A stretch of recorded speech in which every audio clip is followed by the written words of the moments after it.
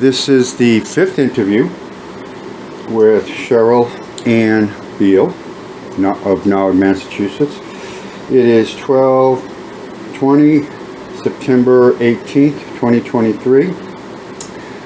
In this interview of the oral history, we will be talking about major historical and political events from her earliest memory. So you were born in 52, which meant you were born at the last half year of the Truman administration. Probably don't remember much about the early Eisenhower administration. I didn't get involved in politics until I was in high school. Oh, okay. So the 1960 election, which would have put you at 8, you don't really remember that much about? Who was it? Kennedy and Nixon. I remember the debate. And I was young, but I remember that debate. You're talking about the one where Nixon was sick and was sweating like Niagara Falls? Yeah, that was pathetic. It was really sad. Yeah. But that was the first debate that we watched on TV, and it was, Kennedy was just charismatic and intelligent, and he just had his shit together. So and I was young. So having watched, I watched all of that, and I remember thinking that President Nixon is just not doing well at all. Vice President Nixon. Yeah. Interesting thing. Afterwards, they did a poll. Anybody who watched the debate on TV said Kennedy clearly won. Anybody who listened to the debate on radio, because a lot of people still didn't have TVs, said Nixon won.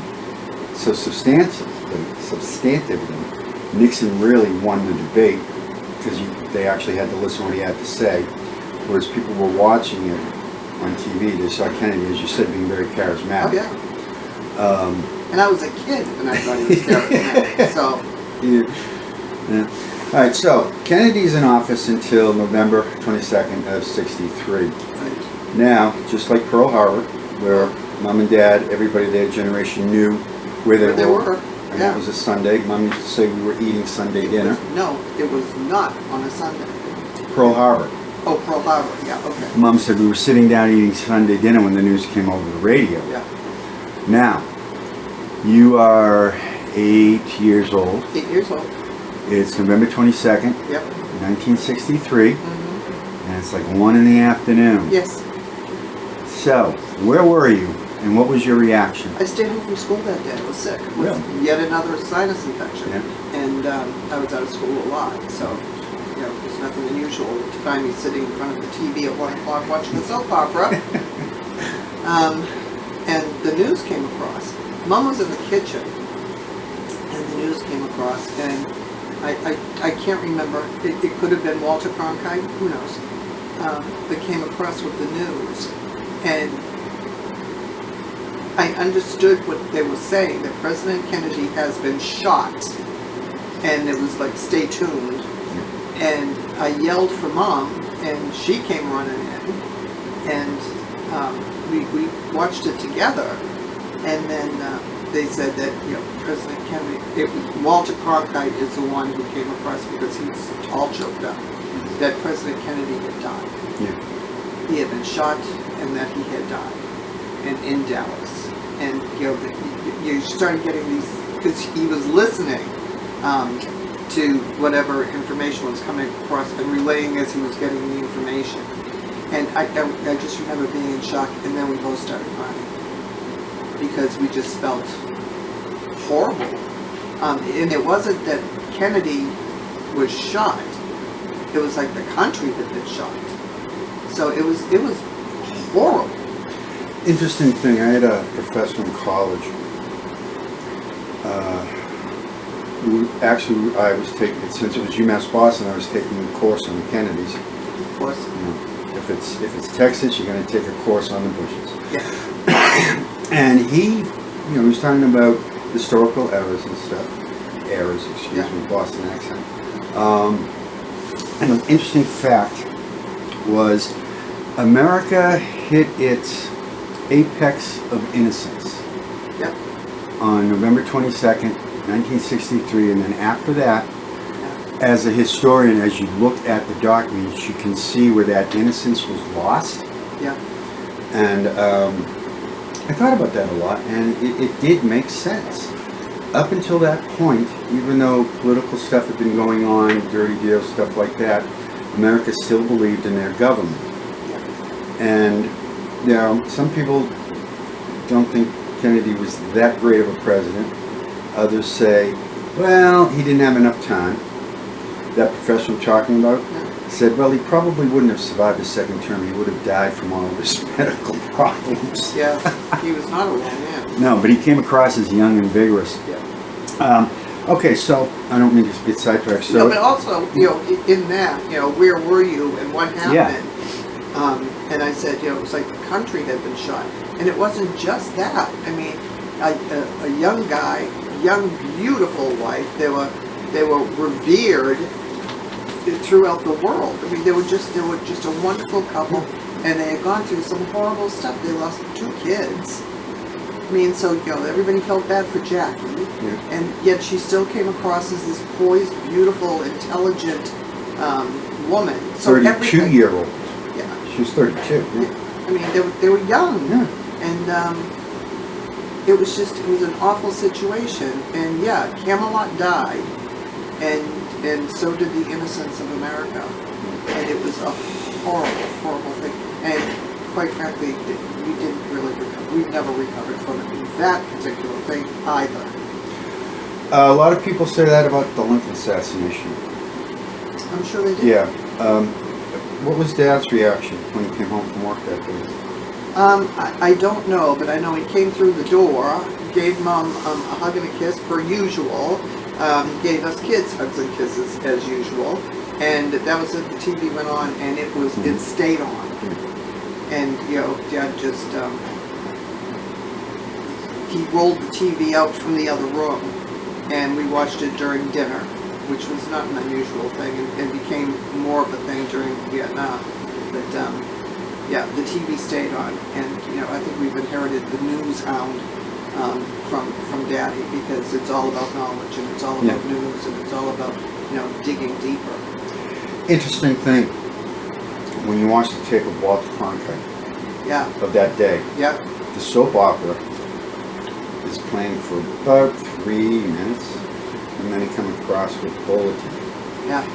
And when you saw one of those, even when I was late teens, that was never good news. When you saw a Bulletin come across, it was like, oh my God, what's going on in the world? Yeah. Today, every news station, breaking news. Yeah. It's like, okay, somebody got a hang now? Yeah. Yeah. It's, yeah. And I don't care what happened to the Kardashians. Or Lady Gaga, God bless her. She's wonderful. But yeah, there are things that is not breaking news. Yeah. Well, our society has changed. Anyways. Okay, so how long? You can see this on the videos and stuff. November 22nd, he's assassinated. Yeah. Then the 3 days, well, 4 days, and then the burial. How long were people talking about? Oh, wait a second. I think it took a lot longer than 3 or 4 days, because that was a state funeral. Yeah. So it probably went a good week to 10 days. Okay. You'd have to look it up. But, Yeah. I mean, that was a lot of pomp and circumstance. And dignitaries flying in from all over the world. Yep. Arrangements to be made and the government to be solidified, because although Johnson was president, you know, he was vice president up until that moment. So, Yeah, and Kennedy really never utilized him. yeah, it was kind of topsy-turvy for a bit. Yeah. But I guess how long was this the major topic of conversation in the house, in the town, in the country? Well, what would you say? 6 months, a year? It was a good 6 months. Only because, you know, Johnson was like, he got thrown into it. And, you know, it was on the news every night. And like I said, you know, Kennedy was assassinated. The TV got rolled up because it was portable TV. Y'all wouldn't understand. he rolled that out, and we would be watching the news every night during dinner for, I think, the rest of our lives. I just, it was not. Well, only during important events, because I can remember we would sit at the dinner table and Dad would go around to each one of us, what did you learn in school today? Yeah. It was only during important national events. Okay. Yeah, but it went on for quite some time because, I mean, it had a major effect on everybody, every family, because then we were like kind of marching towards the Vietnam War. Now this is interesting that you bring this up. Everybody believed that President Kennedy would not have gotten us involved in Vietnam. As a matter of fact, he had signed an order having like 1,000 advisors removed just before he went to Dallas. In his inauguration speech, though, and he said this, let the word go forth from this day and place. We will pay any price, bear any burden, and the amount of freedom. I personally think, and there are a lot of people out there that think that that was the first steps into the Vietnam War, or any war that would go against communism. But Southeast Asia was heating up. Well, there was something else too, and Daddy brought this up because during the Vietnam War, there was also the problem with Cambodia and the Khmer Rouge, which you should look up. And I remember Daddy being very emotional one evening, and I probably asked the question because I did, and he got very emotional. He said, what you need to understand is they're seeking out Catholics and killing them because they're Catholic. And I didn't understand what that meant. I mean, because again, I was like 10, 12. I'm not exactly sure what age I was. I have to look that up. But yeah, it was like the first time I understood what it meant to be persecuted for religious belief, which, you know, now I understand way much more than I care to. But, you know, persecution for various and sundry reasons I had not understood until that moment. Yeah. Interesting thing, though, because future generations who will look at this, of our family, there might be one person in there saying, yeah, well, the Vietnamese government at that time was run by Catholics, and they were persecuting the Buddhists, and the famous Buddhist monk that set himself in flames. That whole region was, as the British would say, just a pig's breakfast of different religious animosity. All right, anyways, okay, Johnson's in office, and he starts sending troops in 64. Yeah. Almost right away. Well, he sent the advisors out. And then you had the Gulf of Tonkin incident, which was awful. A lie. It's been proven. But then he sends Marines in to guard the air bases. So America at this time is ramping up or getting involved in Vietnam. Most people don't even know where it is. Right. We did. We had a globe. Because we do maps. Yes, we do. But the talk, from what I've learned from studying the history of it, there wasn't a lot of talk about it in 64, 65. Then you started getting the student protests. Now, first it's in the colleges and it's trickling down.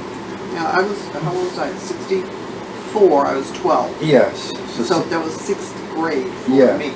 There was not a lot of talk. Okay. When you got into junior high? Nope. What about high school? Because by that time it's 68. High school, we now had friends who had older brothers that were being sent. Yeah. And I had a friend whose brother was there Murphy? Who was sent for, was it Tonkin? He was there for like the first, was that Tonkin? Tonkin was 64, 65. Okay, yeah. And that was Tom Watson's brother, older brother. Really? Yeah, and that was a mess. Yeah. That was a mess. And then, of course, there was Nana's, the chief of police in Norwood was Bill Murphy, and he had a son, Billy. Yep. And Billy was our Nana's, Janet Stabley's paperboy. And so I got to know Billy. And he was sent to Vietnam. He got drafted because we had a draft back then. He was in the Marines too. He was in the Marines. He did not come home. Yeah, no. That was tragic. There was a historian. Such a good kid. There What a was waste. Yeah. There's a historian I was watching on YouTube channel for historians, World War II TV, I think it is. Interesting show. The guy brings on authors talking about specific battles and areas, and this guy who had gone to Afghanistan and Iraq, Yeah. I think he had been in the Marine. Part of his therapy, cathartic, was to research and talk to the older veterans. And he was from Watertown, and he said something that just clicked. In New England, every square or intersection Yep. or island Yep. is named after a fallen soldier from that town. Yes. And I can remember every day when I was walking to school in high school, Yeah. at the top of Prospect Street, just across from the cemetery, was the, was it William J. Murphy? It was Billy Murphy. Yeah, but it was William Murphy, Yeah. yeah, Square. Yeah. Yeah, it was pretty sad. Yeah. Yeah, Joe Randall went. Joey Randall was a helicopter pilot. Well, he first went over as a grunt. Yeah, but the thing about Joey Randall was that Joey Randall was brilliant. Yes. He was a brilliant kid. Catholic Memorial High School and the Jesuits. Yeah, just brilliant kid. And he ended up becoming a helicopter pilot, and he would be flying in to rescue those soldiers. Yep. And he had a couple of close calls, and of course his mother, who was hysterical, not in a funny way, hysterical, like crazy hysterical.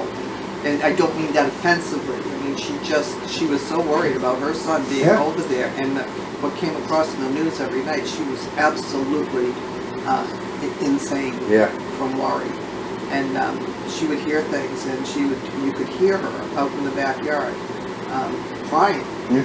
Because she was so afraid that Joey was going to... She knew her son was flying in to battlefields to pick up wounded soldiers. That was his job. I believe he was also on the Santoy raid. That was the raid to rescue POWs. I don't know. I don't know. Well, the reason why I'm saying this is snippets of conversation here and there, but when Joey had come home, Dad had let him store his chassis of the Volkswagen in his garage when he went over. And then when Dad had already passed away when he came back after that year. Anyways, he pulls it out and he's working on it over at his parents' house, which is diagonal. And Barry and I would be helping him. Yeah. It's freezing cold winter. Mailman shows up. Joey goes out, gets the mail, and this box, United States Government, USMC, and it was this Distinguished Flying Cross. And we asked him, what's it about? He says, oh, nothing, just something I did in the Marine Corps. He didn't talk a lot. He's a nice guy, like you said, brilliant. He passed away. Did he? I think 2016. I was looking him up online on something, and there's a that makes me sad. I know. There's a website called Papa Smoke. Okay. It's for Vietnam vets in Charlotte. And his name was there. And I knew it was him because the guy who knew Joey said, yeah, he was a hippie that was a Marine. Yeah. Yeah. Oh, that makes me sad. Jeez. I know. Anyways, Such a nice guy. we're in the middle of the Vietnam War. And the next election coming up is the '68 presidential election.